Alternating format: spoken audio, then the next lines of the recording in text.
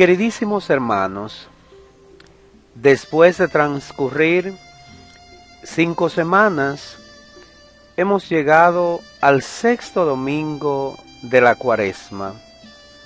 Nos introduce nada más y nada menos que en la Semana Mayor, la que llamamos Semana Santa. La celebración de la Semana Mayor es uno de los grandes acontecimientos de nuestra fe, que nuestra Iglesia conmemora cada año. Todo lo que hacemos durante la Semana Santa es muy importante. Sin embargo, hay momentos que son claves y sumamente significativos para la vida de fe de todo buen cristiano.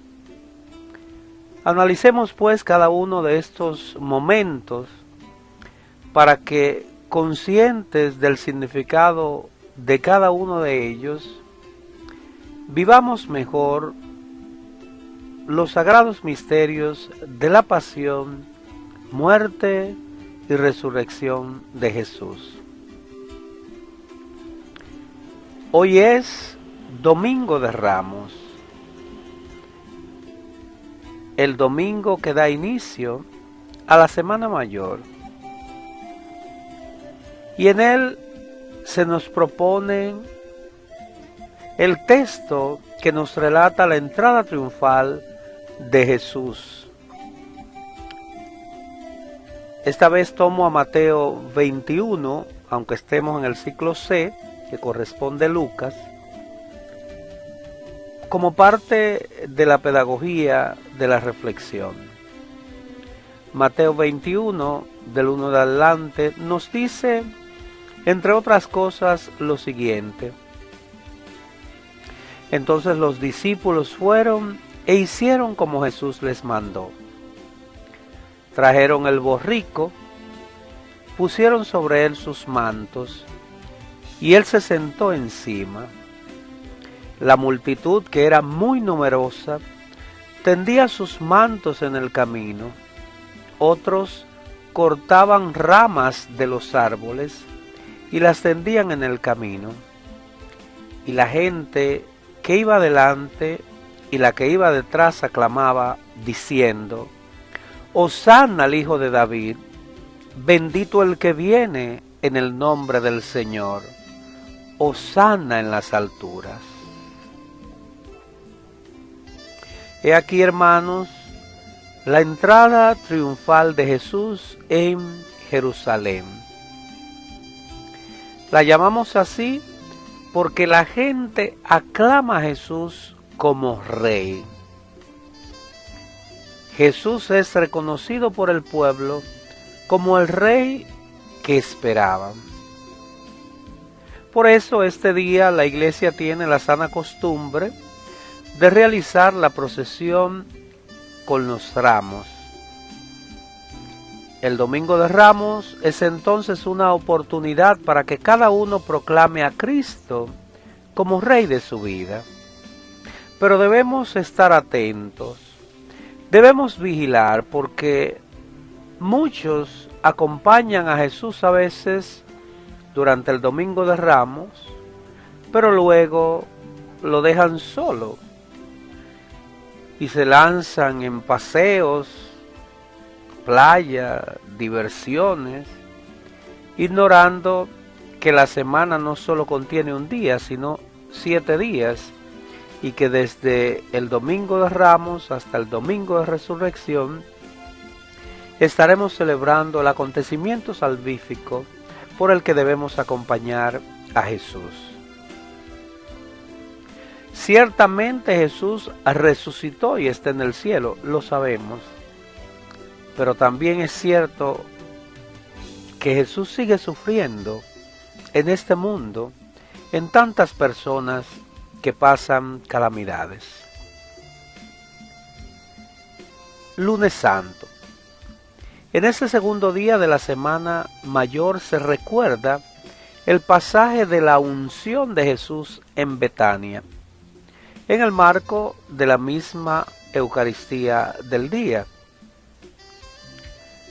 Nos dice la palabra en el capítulo 12 de San Juan, 6 días antes de la Pascua, Jesús fue a Betania, donde estaba Lázaro, a quien Jesús había resucitado de entre los muertos.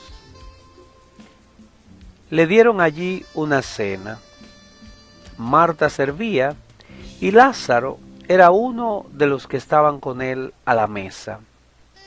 Entonces María, tomando una libra de perfume de nardo puro, muy caro, ungió los pies de Jesús y los secó con sus cabellos. Y la casa se llenó del perfume.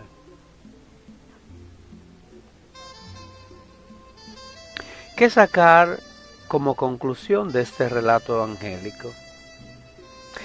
Esta mujer derrama un ungüento carísimo, tan valioso y tan sobreabundante como el amor que Dios nos tiene a nosotros en su Hijo Jesús. Jesús es el derroche mismo de amor, del incienso grato a la presencia del Padre, que Él mismo ha enviado a morir por nosotros. Esta mujer recibe a Jesús como la gran riqueza de su vida y por eso no tiene reparos en derramar ese perfume caro. Dejemos, hermanos, hoy que la libertad de Dios llegue hasta nosotros en todo su misterio. Contemplémoslo como nuestro Rey y Salvador, y al mirarlo se llenará nuestra casa, nuestra vida, nuestro corazón de la fragancia de su perfume de amor. El martes y el miércoles santo conmemoramos la revelación de Jesús sobre la traición de Judas y la negación de Pedro. Nos cuenta Juan en el capítulo 13, en aquel tiempo, estando Jesús a la mesa con sus discípulos, se turbó en su espíritu y dio testimonio diciendo: en verdad les digo, uno de ustedes me va a entregar. Los discípulos se miraron unos a otros perplejos por no saber de quién lo decía. Cuando salió, dijo Jesús: donde yo voy, ustedes no pueden ir. Simón Pedro le dijo: Señor, ¿a dónde vas? Jesús le respondió: a donde yo voy no puedes seguirme ahora, pero me seguirás más tarde. Pedro replicó: Señor, ¿por qué no puedo seguirte ahora? Daré mi vida por ti.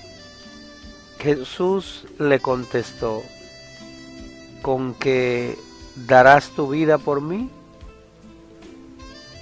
En verdad te digo, no cantará el gallo antes de que me hayas negado 3 veces. Debió ser terriblemente triste para Jesús saber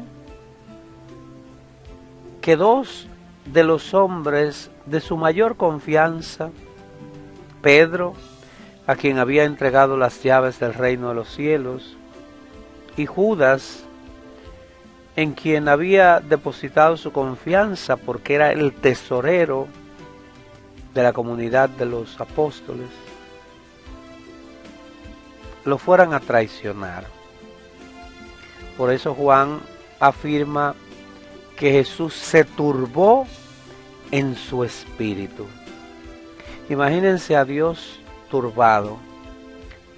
Jesús, que va a decir al resucitar: la paz esté con ustedes, que va a volverle a decir, la paz esté con ustedes a los discípulos para que tengan paz y tranquilidad. Ahora nos está diciendo Juan que se turbó en su espíritu. Con razón, la perplejidad de los más cercanos de Jesús fue mayúscula. Con razón se admiraron, con razón empezaron a preguntarse unos a otros quién sería, cómo sería posible. Pero nadie se atreve a preguntar, excepto al que la Biblia llama el discípulo amado, quien se atreve a recostarse del hombro de Jesús y preguntar. Solo él sabía a quién se refería Jesús con relación a la traición. Tanto la traición de uno como la negación de otro habla de nuestra realidad humana. ¿Con qué frecuencia traicionamos a Dios? ¿Con qué frecuencia, como Judas, anteponemos nuestros intereses personales al proyecto, a la voluntad de Dios en nuestra vida? ¿Con qué frecuencia negamos nuestro ser de cristiano con nuestras palabras y acciones, con nuestras actitudes? Judas y Pedro eran humanos igual que nosotros, y del mismo modo en que ellos fallaron, nosotros solemos fallar. Consideremos entonces la posibilidad de hacerlo lo menos posible para no lastimar más el corazón del Maestro.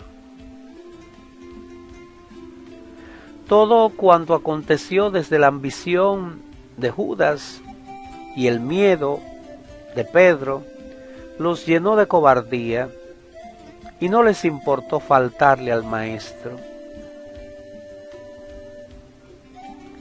Sería bueno que en esta Semana Santa miremos qué ídolos hacen que abandonemos nuestros orígenes, nuestra identidad, y qué miedos nos sitúan entre la traición a nuestros principios y a nuestra gente y la negación de todo cuanto nos es familiar.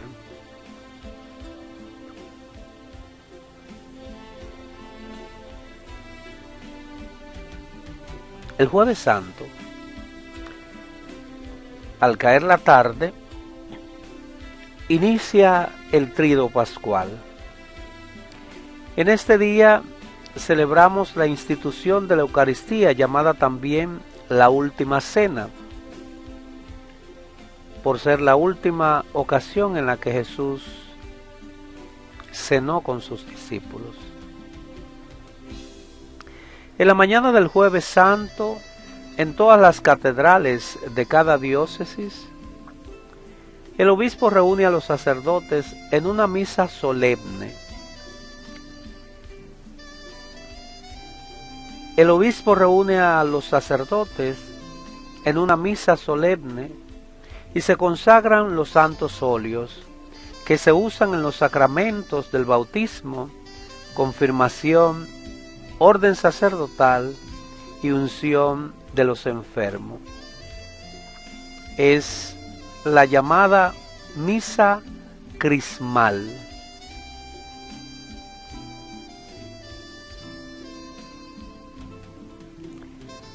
Este es el día en que Jesús instituyó la Eucaristía, el sacramento de su cuerpo y su sangre bajo las especies de pan y vino, al decir, hagan esto en memoria mía.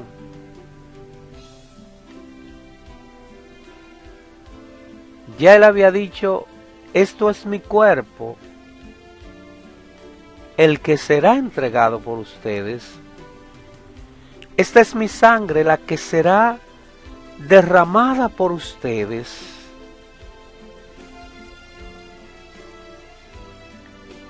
Es como si Jesús se apresurara a celebrar su muerte en la noche del jueves por amor a sus discípulos. Es como si Jesús hiciera de la mesa, del altar, el madero mismo de la cruz y se crucificara por amor en forma de pan. No es una invención de la Iglesia. La Eucaristía es sacramento instituido por el mismo Jesucristo, quien lo dijo y lo hizo. Cristo tuvo la última cena con sus apóstoles y por el gran amor que nos tiene se quedó con nosotros en la Eucaristía para guiarnos en el camino de la salvación. Al instituir la Eucaristía de manera explícita, está instituyendo el orden sacerdotal de manera implícita, pues al afirmar hagan esto en memoria mía, está significando que habrá quienes lo harán y ellos serán los sacerdotes, que han recibido la gracia de repetir las palabras de Jesús por la fuerza del Espíritu Santo, para que Él mismo transforme el pan y el vino real y efectivamente en el cuerpo y en la sangre de Jesús. Además, durante la última cena Jesús realizó el lavatorio de los pies a sus discípulos, significando el nuevo mandamiento del amor, que ha de traducirse en el servicio humilde a los demás. Si yo, el Maestro y el Señor, dice Jesús, he hecho esto con ustedes, sepan que ustedes tienen que hacer también lo mismo con sus hermanos.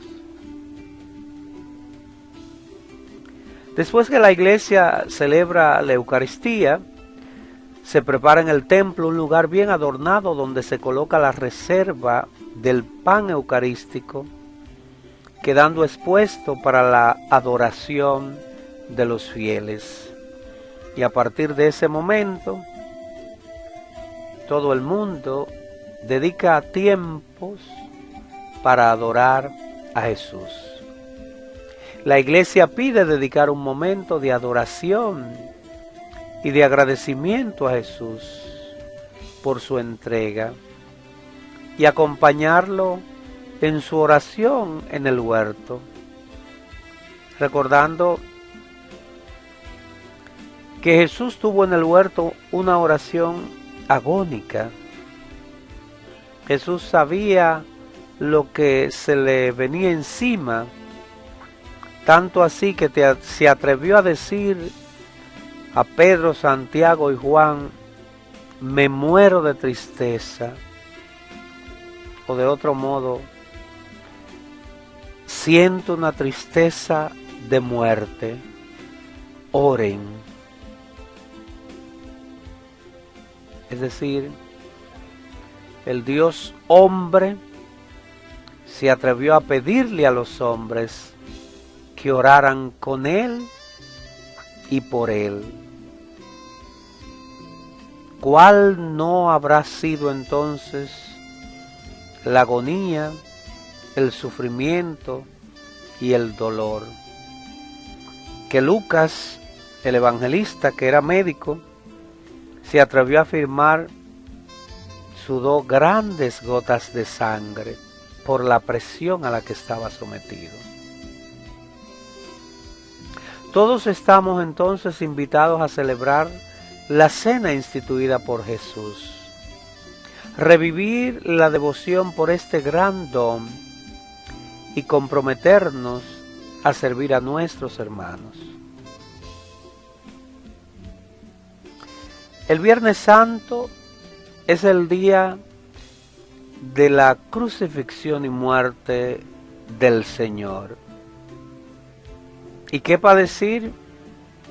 Que lo que estamos haciendo no es un recordatorio, sino una conmemoración de la crucifixión y muerte de Jesús, que significa que es como si Jesús estuviera muriendo por primera vez por cada uno de nosotros. Es lo mismo que afirmar que todas las gracias de la muerte de Jesús están siendo esparcidas por la humanidad. En este día conmemoramos la muerte de Jesús en la cruz para salvarnos del pecado y de la muerte. Por eso en los templos las imágenes se cubren con una tela morada, al igual que el crucifijo. Y el sagrario está abierto en señal de que Jesús no está allí. Se viste de negro la imagen de la Virgen en señal de luto por la muerte de su Hijo Jesús. El Viernes Santo es día de ayuno y abstinencia. Y se realiza una práctica hermosísima en la iglesia, que es el rezo, la meditación, la experiencia del Santo Vía Crucis, que son las estaciones en las que meditamos esos momentos claves del camino de Jesús hacia el Calvario. La mayoría de las parroquias lo hacen en la mañana, en grandes posesiones que se van sucediendo entre meditación de la palabra, cantos y oraciones. Ya hacia la tarde del Viernes Santo, alrededor de las 2, se suele meditar el sermón de las 7 palabras, que son las últimas frases que dijo Jesús en la cruz. Este día no se celebra la Eucaristía, pero se realiza la celebración de la Pasión del Señor. Esta celebración de la Pasión consta de varias partes. Primero, liturgia de la palabra, luego la veneración de la cruz y por último la comunión eucarística consagrada en el día anterior en la última cena del Señor. Lo que se trata el viernes es de acompañar a Jesús en su sufrimiento, pero también se acompaña a la Virgen María en la experiencia de recibir en sus brazos a Jesús muerto, con un sentido de condolencia, como cuando le vamos a dar el pésame a alguien por la muerte de un ser querido. La Virgen María sigue sufriendo por sus muchos hijos que en esta tierra pasan necesidades, son maltratados y abusados. La imagen de la Virgen Dolorosa nos enseña a tener fortaleza ante los sufrimientos de la vida. Procuremos encontrar en ella una compañía y una fuerza para dar sentido a los propios sufrimientos, a esas situaciones, a esas enfermedades que nos hacen sufrir. Después de terminada la celebración del Viernes Santo, se da oportunidad a la gente de acompañar a Jesús en la adoración eucarística. Sábado Santo. Durante el Sábado Santo los cristianos pretendemos tener los mismos sentimientos y actitudes de María y los discípulos. En consecuencia, la Iglesia se acerca con los ojos de la fe al sepulcro del Señor, pensando en el significado trascendental de su muerte. Jesús ha muerto por ti, Jesús ha muerto por mí, Jesús ha muerto por nosotros. ¿Qué sentido tiene la muerte, el sacrificio de Jesús para tu vida? El sábado santo la iglesia se abstiene de celebrar la Eucaristía o cualquier otro sacramento que no sea la unción de los enfermos y la confesión. Callan las campanas y los instrumentos musicales. El sábado reina durante el día un completo silencio. La cruz sin el Cristo sigue entronizada desde el día anterior y adornada con un paño dorado, con un paño morado. El altar estará despojado y el sagrario quedará abierto y vacío. Es, como he dicho, un día de meditación y de silencio, simplemente para contemplar y profundizar este misterio.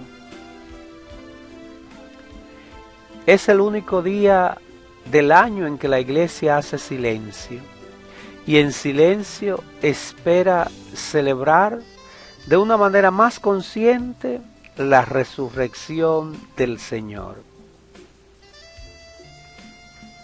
Ya para la noche del sábado santo se fusiona litúrgicamente hablando con el domingo de resurrección mediante la solemne vigilia pascual, celebración del triunfo de Dios y de la vida sobre el pecado y la muerte, tal y como lo anunció Jesús a sus apóstoles antes de entrar a Jerusalén. La solemne vigilia pascual consta de 4 partes: liturgia de la luz, durante la que se enciende y bendice el fuego, que simboliza a Cristo, luz del mundo; la liturgia de la palabra, en la que se lee la historia de la salvación; la liturgia bautismal, en la que los nuevos catecúmenos reciben el bautismo; y la liturgia eucarística.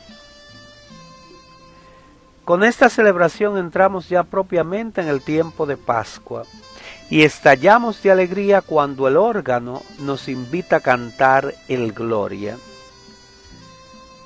Lo importante es que la celebración en esta noche no sea solo expresión externa, sino actualización gozosa interior de la resurrección de Cristo en nuestras vidas. Vivamos con profunda conciencia esta Semana Mayor para que el domingo celebremos junto a los ángeles el gozo de la resurrección.